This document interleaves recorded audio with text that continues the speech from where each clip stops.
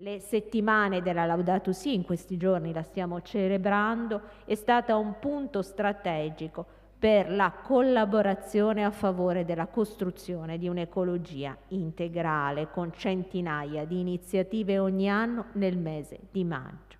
Allo stesso modo il tempo per il creato, che va dal 1° settembre, la giornata mondiale di preghiera per la cura del creato, al 4 ottobre, festa del poverello d'Assisi, ha reso possibile grazie all'impulso che il movimento ha dato a livello mondiale all'iniziativa.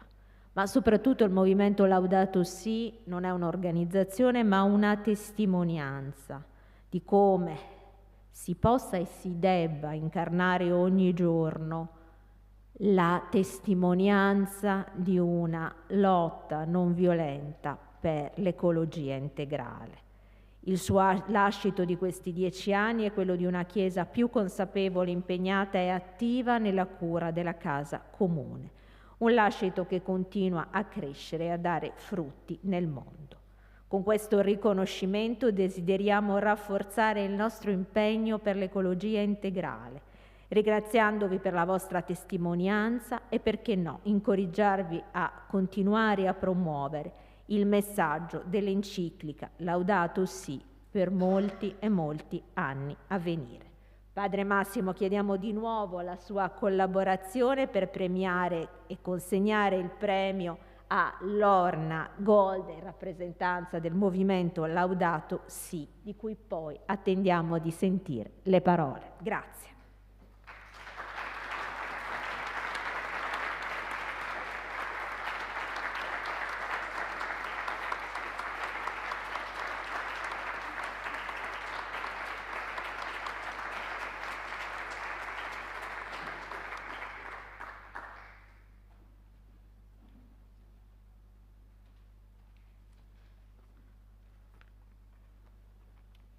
I'm going to speak in English. Patriarch Bartholomew, Minister General, Eminent Rector, ladies and gentlemen, Pace Bene. Thank you from the bottom of my heart, on behalf of everybody in Laudato Si movement, to be able to accept this great honor. I'm here as a representative to receive this prize, but in fact there's another person in this room who I really feel should be standing here instead of me, Thomas Insua. Thomas was the founding director of Laudato Si movement. And as we know, God always calls people by name. And Thomas was amongst the first who answered the call to give life to the movement that we call Laudato Si. It was Thomas who was prepared to leave his promising career to lay the ground for the Laudato Si movement before it existed, so that a network could be launched, which eventually became this movement. Laudato Si movement, in our humble opinion, is a work of the Holy Spirit present in the church today. If I'm standing here to receive this honor, it's not because of my good works. It's because the Holy Spirit has moved the hearts of tens of thousands, millions of people across the world, from the grassroots to the grass tops, in parishes, families, schools, religious orders, lay movements, to hear the cries of the earth and the cries of the poor. He has moved them through the light that has come to us through the encyclical Laudato Si. As Pope Leo XIV reminded us in the Angelus last Sunday, marking the 10th anniversary of this encyclical has had an astonishing diffusion across the world.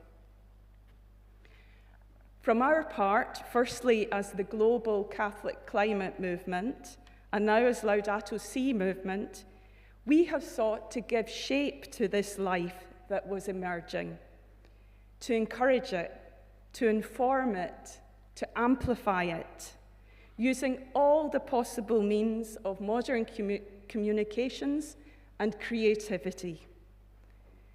We have sought to connect it with other movements, both within the church and those externally, calling for climate and environmental justice, through joining together in campaigns to change policies and practices in favour of our Mother Earth.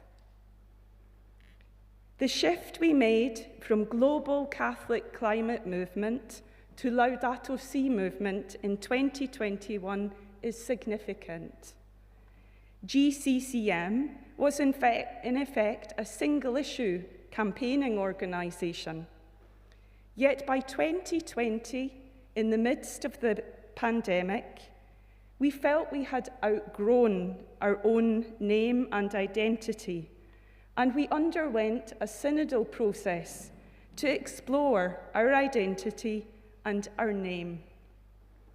What came through strongly was integral ecology, the desire to be a living expression of the dream in Laudato Si. Knowing that to bear the name Laudato Si is not to be taken lightly, we asked Pope Francis if he was happy for us to assume this new name. And in a beautiful handwritten note at Pentecost 2021, he confirmed our name and urged us to go ahead. In this way, we feel that our movement can now be considered like another precious jewel in the crown of St. Francis, part of the great story of Francis, which has endured for 800 years, so beautifully expressed in the Canticle. We know that the Holy Spirit makes all things new, and this is our experience in Laudato Si movement. The message of St. Francis in the Canticle is both ancient and modern. It responds to a deep attraction of this generation, to live a life of contemplation and action in harmony with nature and with our fellow human beings. It's a calling to re-find ourselves in a caring, reconciled, compassionate relationship with each other and with creation. We cannot but rejoice that the Spirit is at work, especially in these times we are living in. Our work in Laudato Si movement now is multifaceted, an expression of integral ecology. It is both a spirituality to be deepened, formed, and lived, practical action to be implemented, and prophetic words to be proclaimed. In these 10 short years, and only 4 since we changed our name to Laudato Si, we have seen the movement grow and develop into a true force for faith-based ecological action in almost every country of the world. We've moved from being a predominantly online presence to now having 80 national chapters. We've seen significant growth in our education programs, such as the Laudato Si animators trainings, which continues to draw thousands of people each year.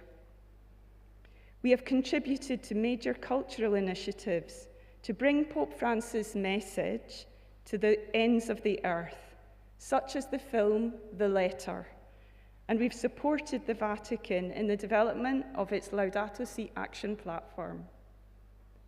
We've campaigned tirelessly to end fossil fuels and engaged significant church institutions in taking bold prophetic action, such as divesting from fossil fuels.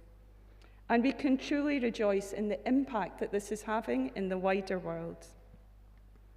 Dear friends, despite all of this action, and the action we've heard prior to me, we stand now at a historic juncture, which we cannot shy away from. An ecological tipping point is fast approaching and risks becoming a generalized crisis on our planet. It's a crisis of politics, of economics, but above all, a crisis of conscience. It can feel at times that we are fighting a losing battle, since those who have power and influence seem to stop at nothing to delay and hamper action.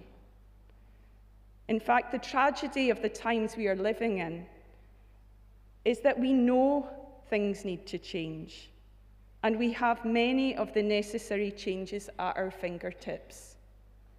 However, those who control power in many countries seem hell-bent on extracting more fossil fuels, chopping down forests, and destroying this precious planet. Moreover, these same powers now also control much of the information channels and algorithms which inform the broad public, or rather, disinform them. The confluence of this power, misinformation, and the lack of accountability is exactly the technocratic paradigm Pope Francis warned us about in Laudato Si. As a result, we are seeing the possibility of rollbacks on hard-earned policy wins, especially in the areas of fossil fuels, ethical finance, environmental regulation, and climate action. This is why we, as people of faith, need to unite to counter this dark moment we are now in. We urgently need people of all faiths to allow the Spirit to transform this moment into a kairos. This can happen through stepping forward out of our comfort zones to build what I call a radical collaboration, to counter the divisive politics that prevail. Laudato Si movement, in many ways, has already emerged as this kind of collaborative effort, as a network enabling us to embody a shared commitment and communion of goods and talents. Such a movement, moreover, has to reach all the faithful and people on the planet.